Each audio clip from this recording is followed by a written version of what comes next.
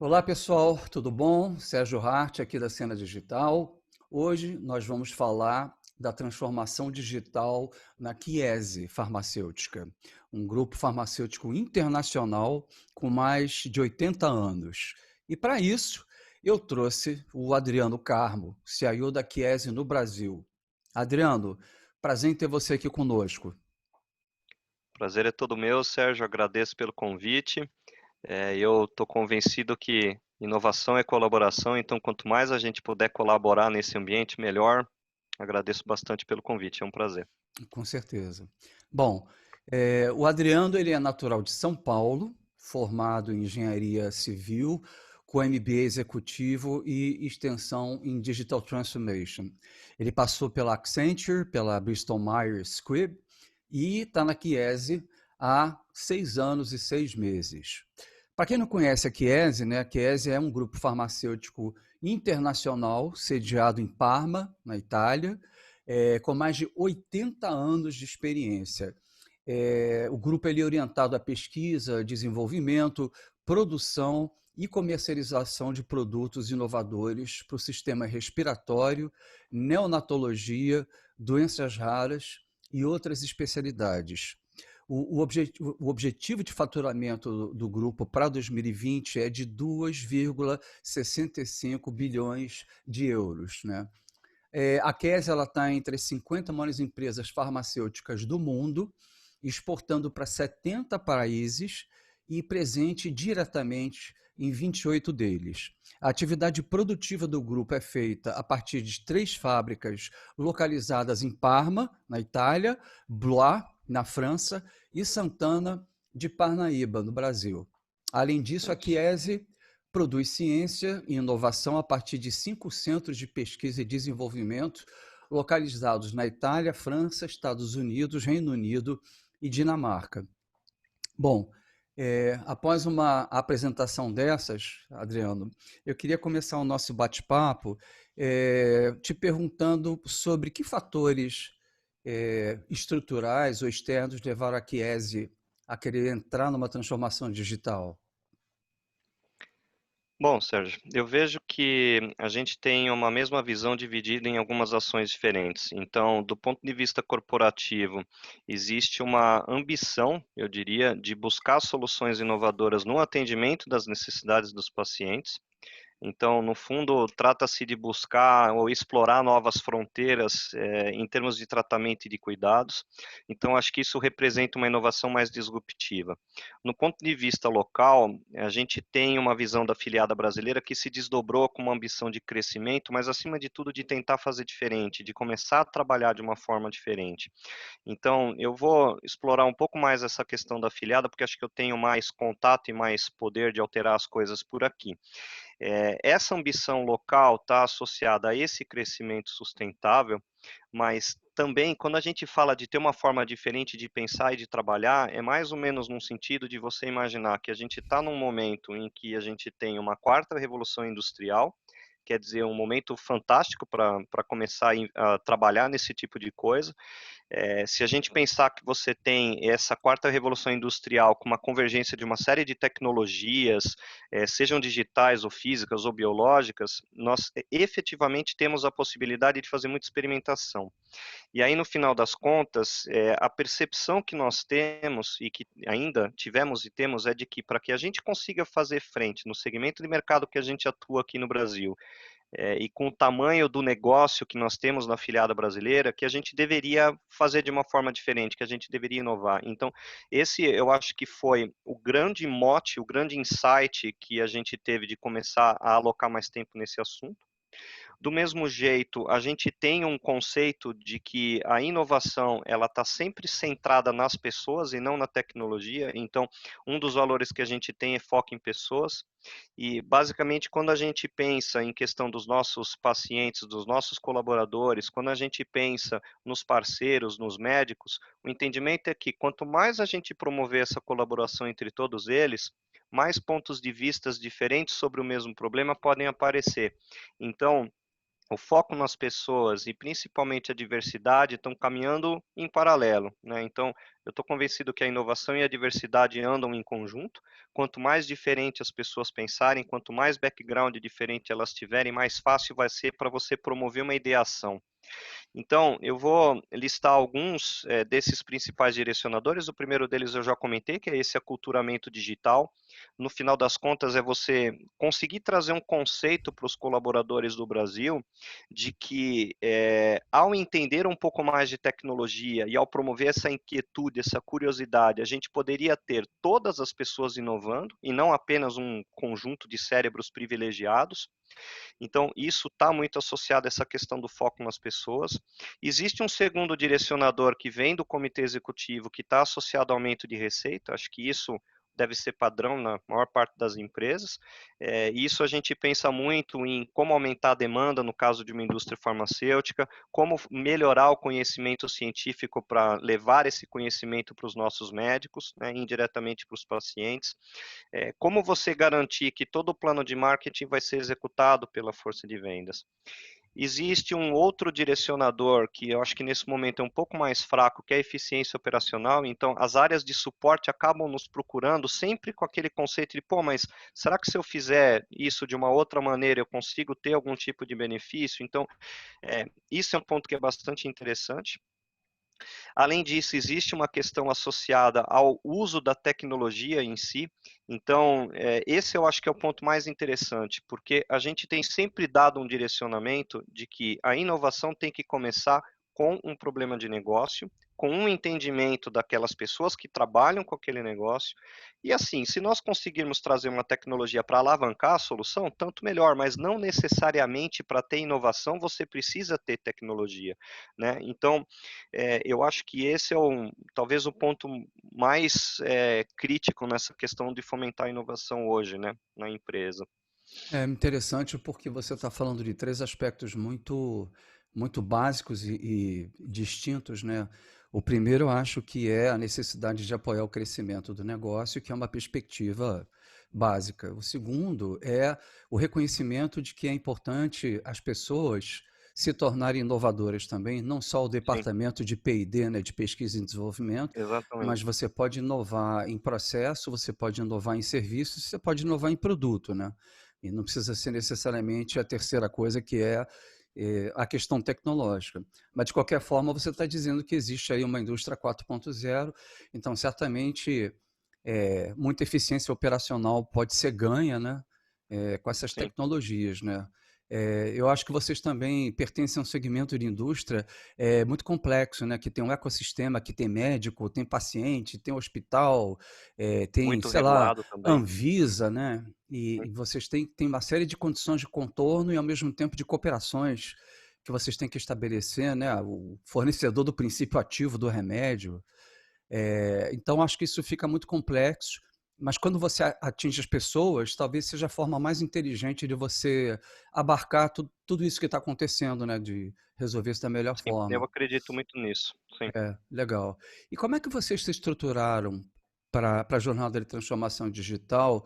Eh, Queria saber um pouco de como é que você já falou um pouco dos drivers, né? Mas do ponto de vista de estratégia, organização, área de tecnologia, cultura, treinamento, né? Metodologias, processos, quer dizer, o que a empresa está tendo que fazer, né, para se estruturar nessa jornada?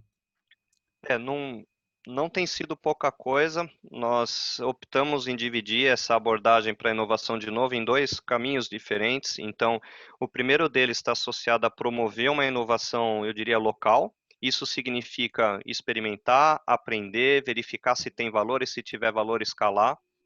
Existe uma segunda abordagem, que é a abordagem que vem do corporativo. Então, nesse caso, é um pouco tricky, na verdade, porque existe um programa corporativo de transformação digital que traz como se fosse um leque de opções que nós podemos escolher, mas aí a dificuldade está em você conseguir identificar desse leque de opções quais são aquelas opções que fazem sentido para a realidade brasileira, porque nem tudo que é oferecido lá fora, necessariamente a gente tem que trazer para cá.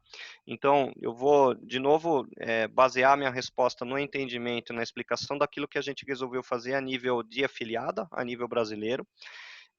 Eu acho que A palavra-chave para nós, Sérgio, é humildade. Então, como esse assunto é razoavelmente novo para nós optamos em iniciar essa jornada de inovação fazendo uma pesquisa. Então, a gente resolveu identificar pessoas e empresas que estão nessa jornada de inovação há mais tempo do que nós, para que a gente pudesse entender o contexto daquilo em que nós iríamos nos inserir. Né? Então, quais são as restrições, quais as limitações, quais são as dicas? Eu acredito muito nisso. A gente não precisa reinventar a roda, né? A gente pode aprender com aqueles que já passaram por isso. Então, eu posso citar que a gente teve a oportunidade de falar com alguns grandes mestres aí da inovação no Brasil. Então, o Paulo Palaia gentilmente nos recebeu na Gol, abriu as portas do Gol Labs. Nós batemos papo com o Romeu Buzarello da Tecnisa, batemos um papo com o Maurício Maza da Mercedes-Benz e também, se não me falha a memória, no final de 2018 o Experience Club trouxe a Maia Vujonovic, que ainda deve ser a líder de inovação da GE. Ela falou sobre blockchain e eu lembro que eu tive a oportunidade de fazer uma pergunta para ela do como é que ela enxerga a inovação, né? E ela trouxe uma palavra que foi jornada. Então isso é uma coisa que ficou muito gravado na minha mente, né? Então, a partir do momento que a gente foi fazendo esse trabalho de pesquisa, a primeira coisa que a gente fez foi estruturar um comitê de inovação. Esse comitê hoje é patrocinado pelo presidente da filiada brasileira e tem a participação de 5 diretores, eu diria que das áreas que mais interessam, então as BUs, finanças, recursos humanos, divisão médica. Depois da estruturação desse comitê de inovação, a gente passou a fazer uma reunião com o comitê executivo, então a gente fez um off-site através de um affinity diagram para entender quais eram os problemas de negócio que a gente poderia resolver através desse caminho novo que estava se desenhando de inovação. Então, separamos os problemas de negócio. Nós criamos um manifesto da inovação para que a gente pudesse, na verdade, discutir qual era o nosso nível de ambição em relação a isso. Então, estamos falando de uma inovação aberta, uma inovação mais fechada, nós vamos dar foco em alguma coisa em particular. Então, acho que esse ponto foi importante.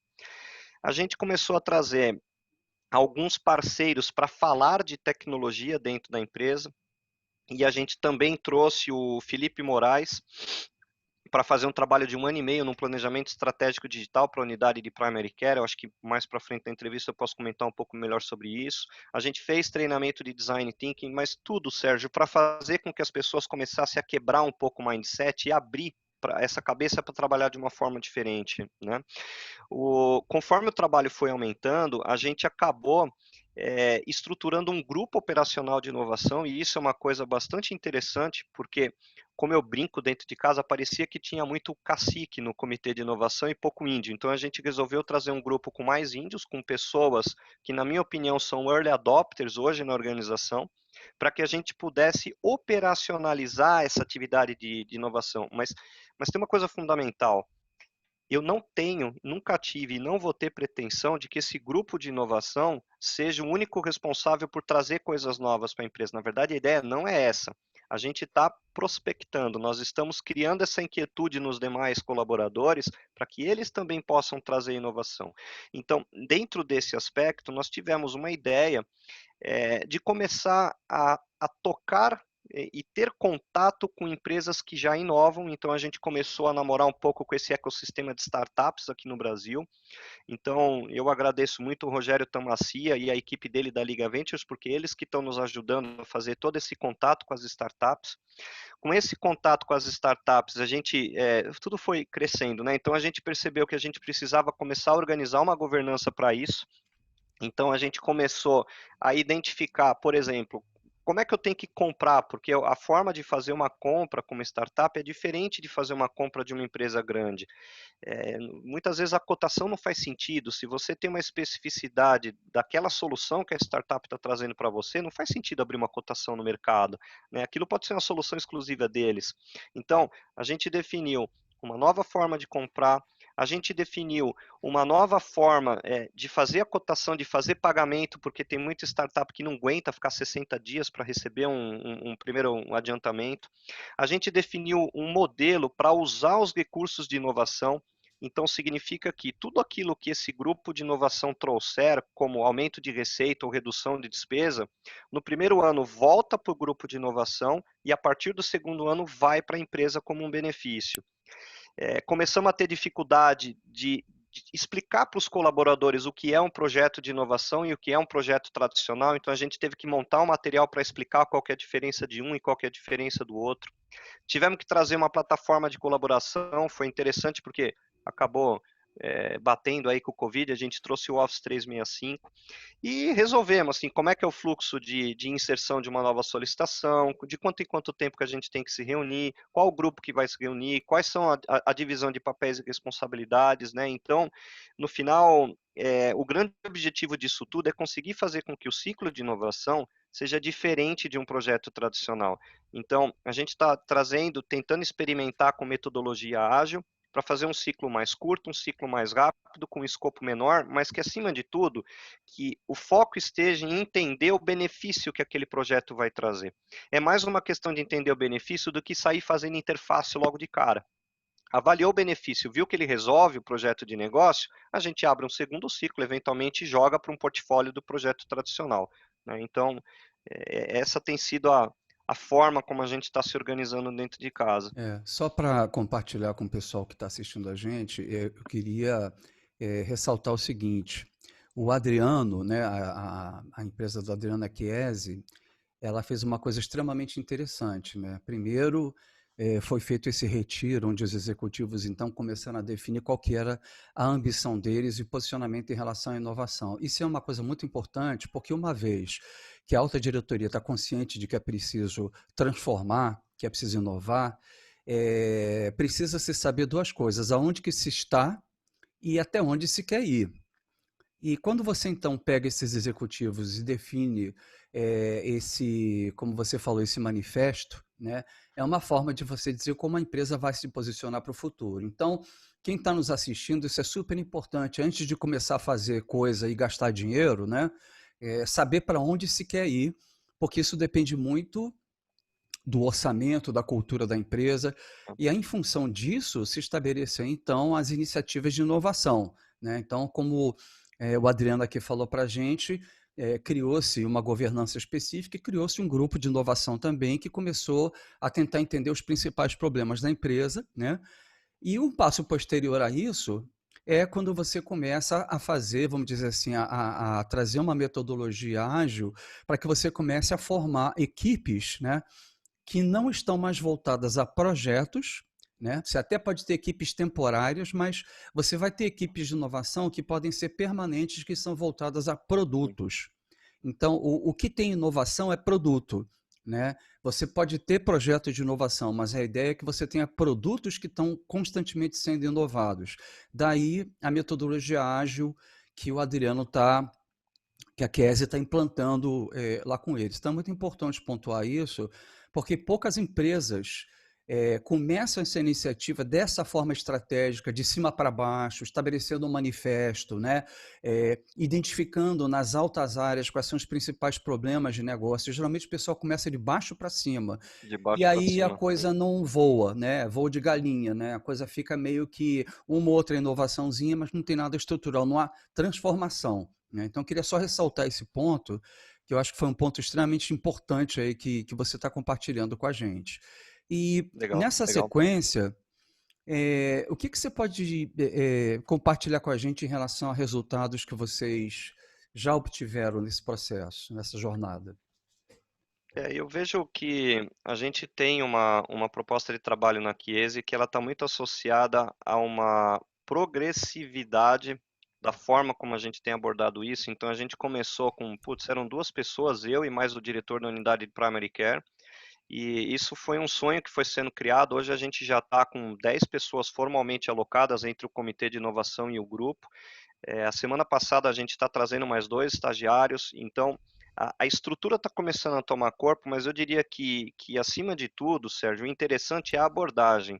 Então, quando a gente foi contratar os estagiários, a primeira coisa que a gente pensou foi, pô, como é que a gente pode inovar? Então, tivemos contato com uma startup chamada Jobcam, para tentar fazer essa contratação de uma forma diferente, com inteligência artificial. Então, foi um aprendizado super interessante.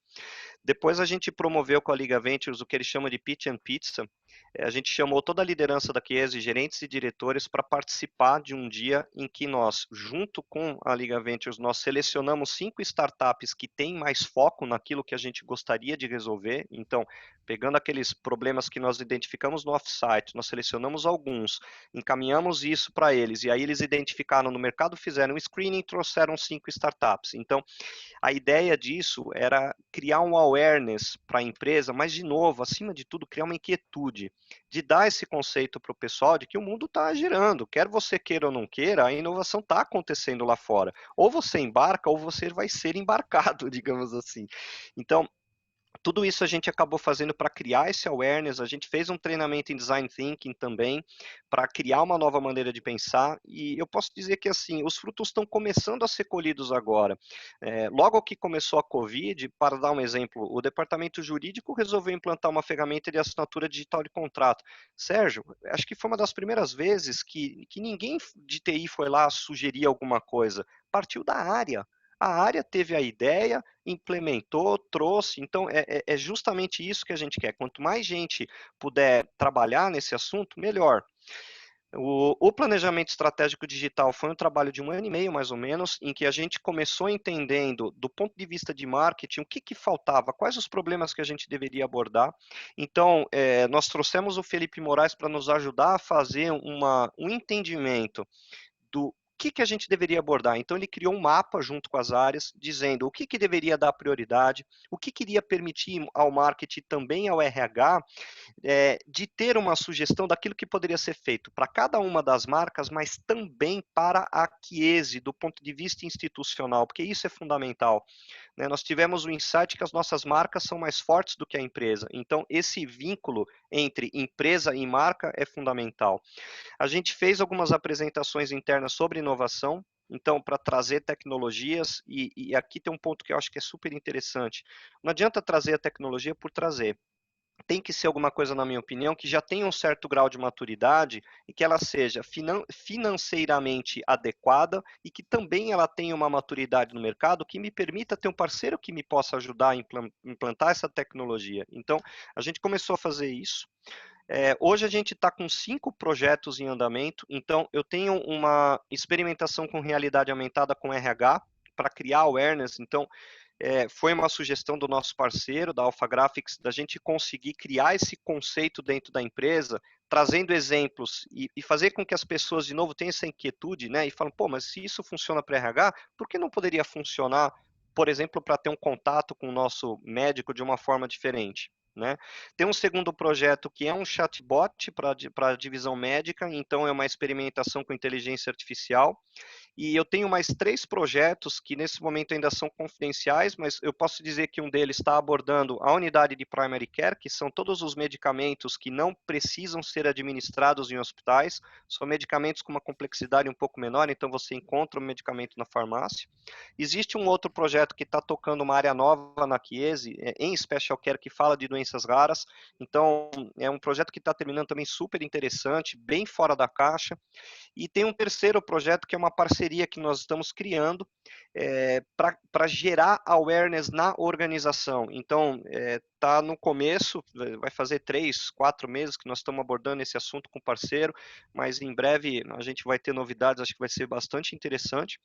E do lado corporativo, existe um trabalho que está sendo feito, que é um scouting de tecnologia. Então, a Chiesi fechou uma parceria com a Universidade de Bocconi, a Bocconi tem parceria com o MIT, em que eles montam um radar de tecnologia. E, de novo, né, a ideia não é trazer a tecnologia pela tecnologia, mas é nós termos ciência do que existe no mercado e tentar entender dessa possibilidade do mercado o que faz mais sentido para os problemas que a Chiesi já demonstrou que tem. Então, isso é um trabalho que está em andamento, eu acredito que até setembro o trabalho deva estar pronto. Então, é algo que está bastante interessante, está bem falando, nesse caso corporativo, com a afiliada. Né?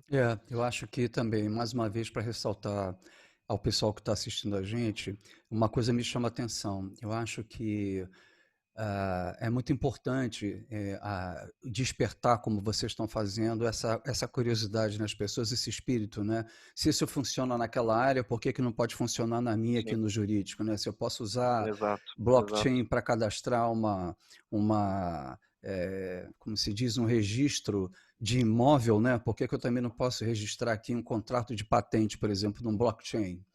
Esse tipo de espírito é muito importante.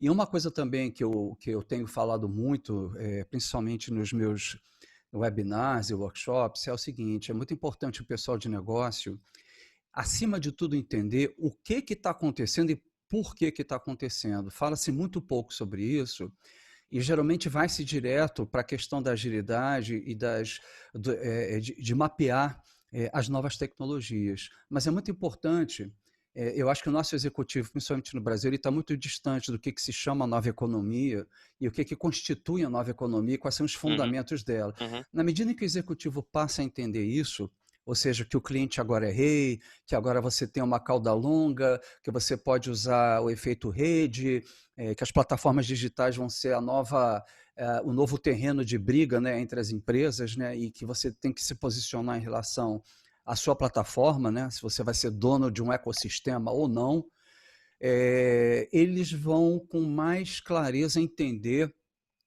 por que é preciso mudar e como mudar para resolver esses problemas principais. Então, fica aqui também eh, esse meu reforço aí para quem está nos assistindo, que é muito importante as empresas entenderem, os executivos entenderem o que é a nova tecnologia e à luz disso, desculpa, a nova economia, e à luz disso entender então como que as novas tecnologias, os radares estão funcionando, para que eles possam então desenvolver esse raciocínio inovador, né? Então, isso que eu queria. É interessante porque uma das tecnologias que apareceu nesse radar foi Big Data.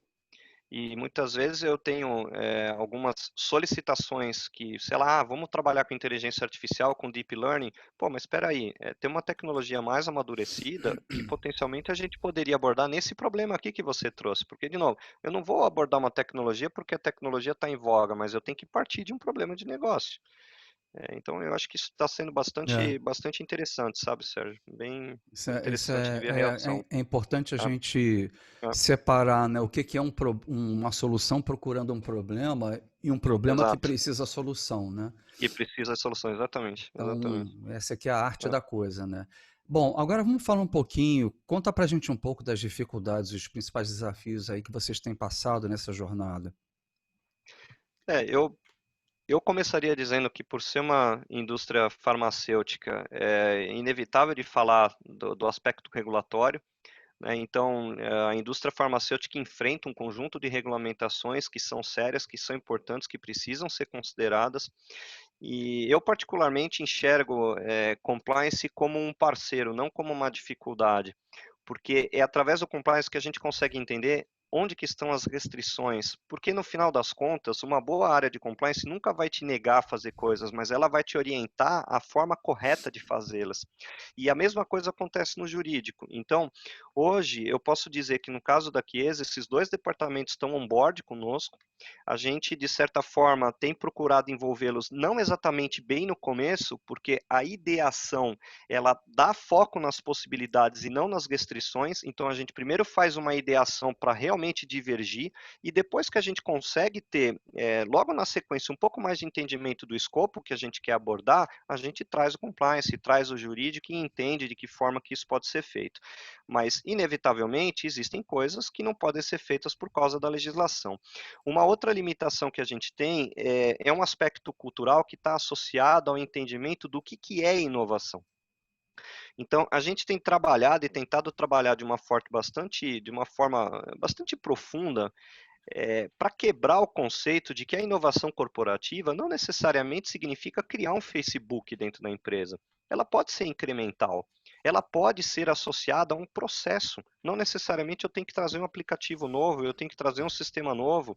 Ela pode estar associada a um sistema chamado antigo, uma tecnologia antiga, também pode estar associado a isso. Então, esse é um conceito muito importante e ele está intrinsecamente associado à ideia de que todo colaborador pode inovar.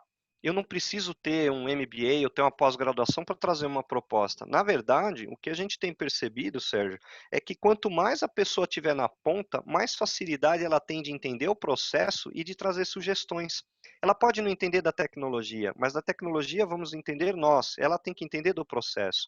Então, é muito interessante você perceber que tem muita tecnologia chamada madura, que a gente já conseguiu inovar só alterando o processo.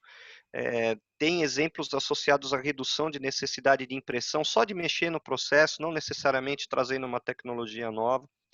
Existe um outro aspecto muito interessante que está associado ao relacionamento com as pequenas empresas. Então, desde a forma de contratar, de pagar, de se relacionar, e tem sido um aprendizado muito rico para nós, porque eles trazem simplicidade e velocidade e a gente traz para eles uma forma de trabalho. Então, é muito curioso e eu acho que uma a grande limitação que a gente tem percebido é que muitas vezes, por ser tão inovador, você não sabe direito o que você quer atingir como resultado. E se o problema não estiver bem definido, já aconteceu isso conosco. A gente fez um ciclo que não deu em nada. Mas por quê? Porque o problema não estava bem definido. A gente demorou um tempo para perceber que o erro estava no resultado que a gente esperava e não na forma como a gente conduziu. E eu acho que tem também um último ponto que eu queria mencionar com relação a essa parte de limitação, que para mim é super relevante até pelo tamanho da organização que a gente tem no Brasil, que ele está associado a como é que você equilibra o dia a dia com inovação. Então, talvez pensando um pouco no TI bimodal lá do Gartner, né, que eles falaram em 2014, como que você consegue garantir que o dia a dia da empresa vai continuar, mas que você vai inovar?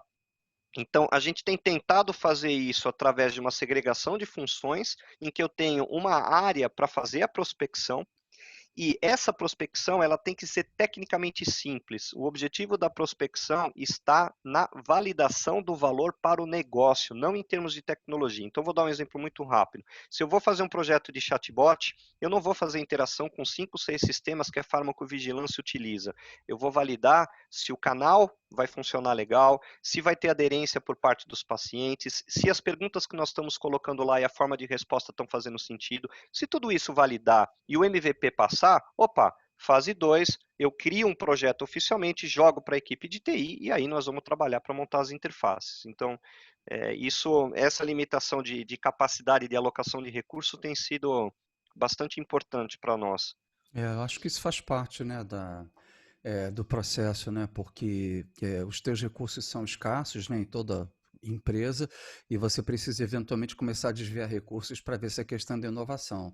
Eu acho que também um ponto importante para a gente compartilhar com quem está assistindo é que a inovação ela não se dá só na informática. Então, a mobilização de recursos, ela se dá em todas as áreas de negócio que estão ligadas a uma inovação. Ou seja, para você formar um squad, né, você vai precisar de gente de TI, mas também vai precisar de gente do negócio. Então, a briga é pior, porque normalmente você vai querer pessoas de preferência full-time, você vai querer pessoas, eventualmente, até de áreas mais de back-office, né, de contabilidade e finanças, que são mais reativas a isso, mas é preciso incluí-los até para poder contaminá-los positivamente. Sem dúvida. E mesmo que a área de contabilidade não sofra uma transformação digital, ela vai ter pessoas ali com uma mente inovadora, né?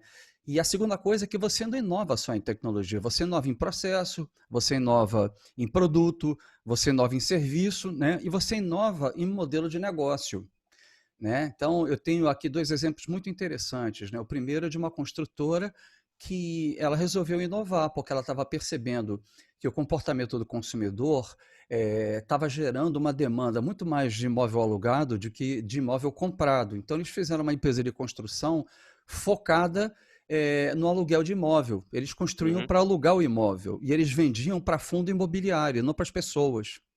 Tá? Então, esse é um novo modelo de negócio, ainda assim no negócio de construção. Uma outra empresa também famosa aqui no Brasil, que faz vidro temperado para carro, para chuveiro, etc., ela resolveu deixar só de ser uma indústria de vidro temperado para começar a trabalhar no varejo de serviços de instalação de vidro nos automóveis. Então, são novos modelos de negócio, nenhum deles está falando em inteligência artificial, em data analytics, data lake, nem nada, mas eles são frutos de uma reflexão inovadora, de uma reflexão transformacional sobre o modelo de negócio atual que se tem. Então, acho que esse que tem que ser o espírito de uma transformação digital, né? E tem um colega meu que uma vez citou que o TI tem que orquestrar a inovação e não roubar a inovação. E eu acredito muito nisso, porque a inovação só vai acontecer se a empresa inteira tiver com essa inquietude, com esse espírito de buscar fazer alguma coisa diferente. É Senão, verdade. invariavelmente, você vai criar um portfólio gigantesco só trazendo aplicativo novo, e não É. necessariamente é isso que significa inovar, Senão né? você não vai estar trazendo, você não vai estar fazendo produto novo, você vai estar fazendo Tá, tecnologia nova, mas não necessariamente novos produtos ou novos exato. serviços. E quem é dono do produto é o Tá. negócio, né? Então você tem que realmente ter times e um foco mais voltado para negócio, né? Para gerar produto, né? E do ponto de vista das lições que vocês aprenderam nessa jornada, né? Porque na verdade transformação digital tem data para começar, mas não tem data para Não terminar, tem né? Vai data ser para é a exatamente, nossa vida daqui para frente, exatamente. né? Então vai ser É. inovação constante, né? E sempre com vistas à transformação. O que que vocês estão aprendendo com isso? Olha, Sérgio, de novo, acho que eu volto na questão da humildade, porque realmente você trazer uma forma diferente de pensar não é fácil, existe muita restrição por parte dos colaboradores, tem muita gente que não tem uma certa dificuldade de abordar a mudança. E o que a gente tem percebido é que a colaboração e o empoderamento dos colaboradores é fundamental. Hoje eu tenho exemplos de áreas que nos procuram trazendo prospecção de ideias. Não está mais partindo só do nosso grupo. Claro, a gente ainda está na primeira onda, mas eu fico muito feliz de ver quando, sei lá, o marketing, por exemplo, chega para a gente com uma ideia e fala, cara, você pode me ajudar a dar uma olhada nisso? Claro que eu posso. Né? Então, isso é uma coisa que a gente vem sempre falando, é uma coisa meio óbvia, mas uma equipe é mais forte do que uma pessoa e várias equipes são mais fortes do que uma equipe só. Então, isso é uma coisa que é meio óbvio, mas ele traz uma complexidade adicional que está associada a como é que você aloca tempo para promover uma verdadeira colaboração. Porque falar de colaboração é fácil, difícil é você conseguir envolver todo mundo realmente. Né? Então, esse é um aprendizado muito associado a como envolver as pessoas.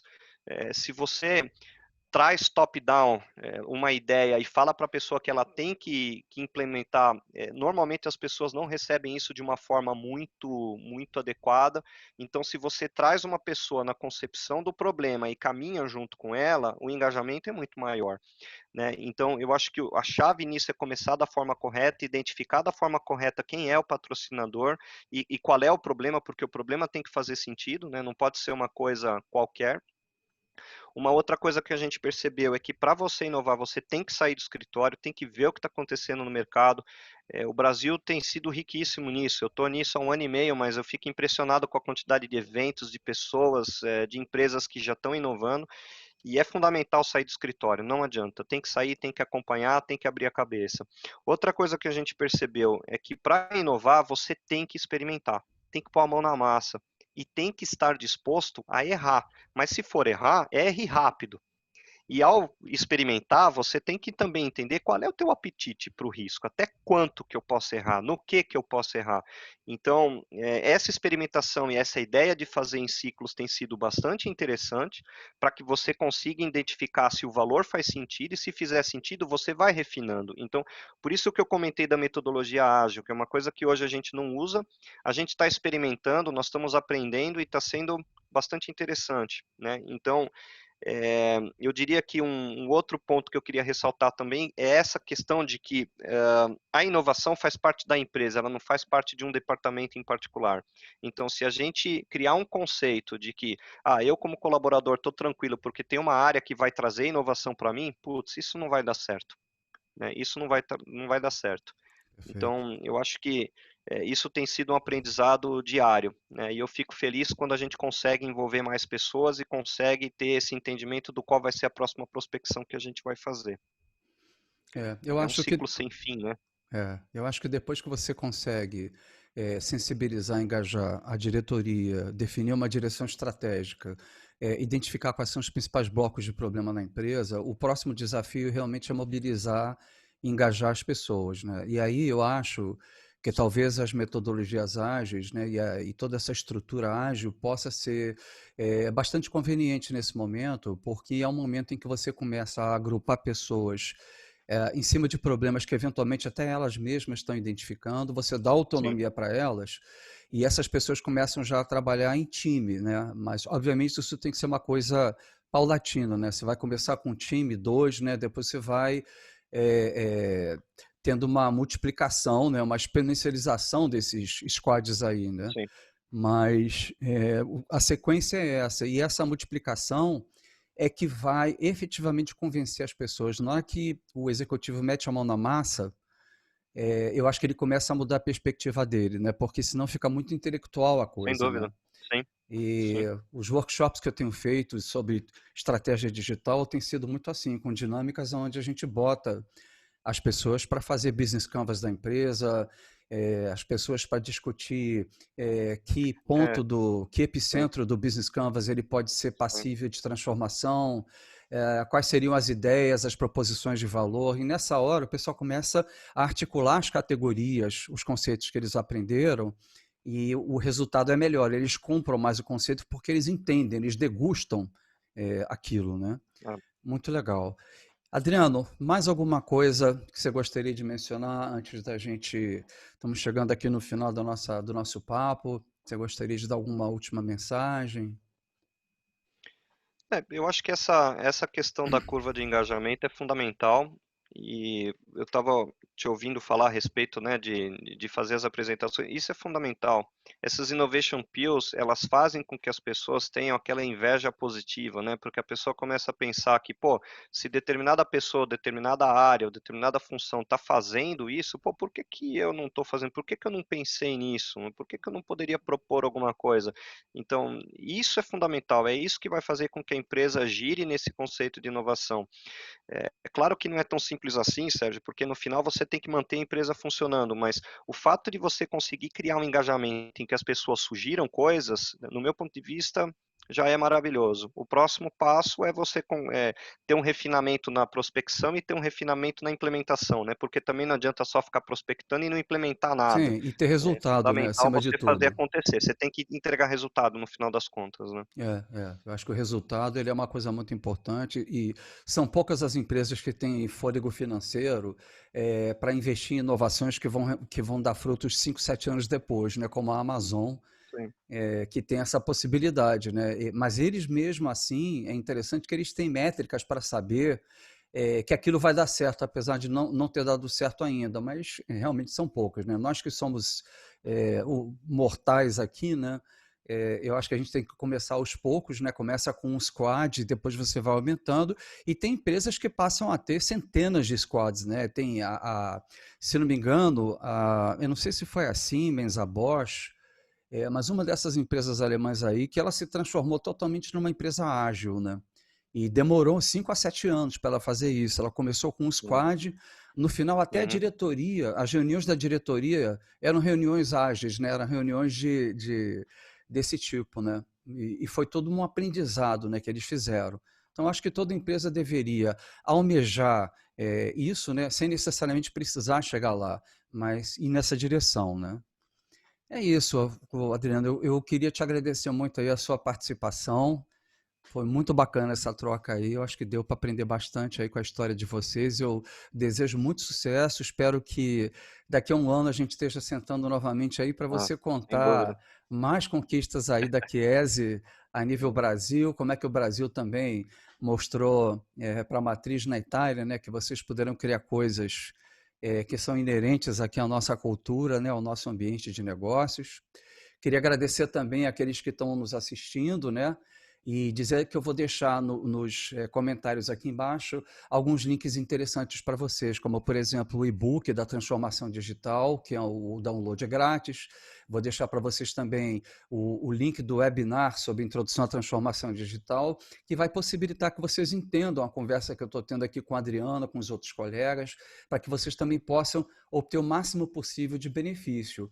E informar que no final de julho também vou estar lançando uma academia de transformação digital, onde as pessoas vão poder realmente fazer uso de um business canvas para definir Legal. uma estratégia digital, vão poder lidar com as principais macroestratégias de transformação, estabelecer uma visão digital, enfim, vocês vão estar ouvindo falar da Academia de Transformação Digital em breve. Então, mais uma vez, Adriano, super obrigado aí pela tua participação e até o Eu que agradeço, Sérgio. nosso próximo encontro, né?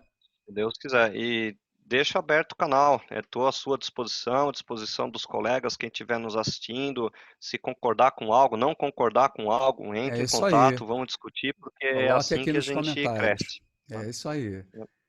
Valeu. Muito obrigado, então. Grande abraço aí. Um abraço. Tchau, tchau.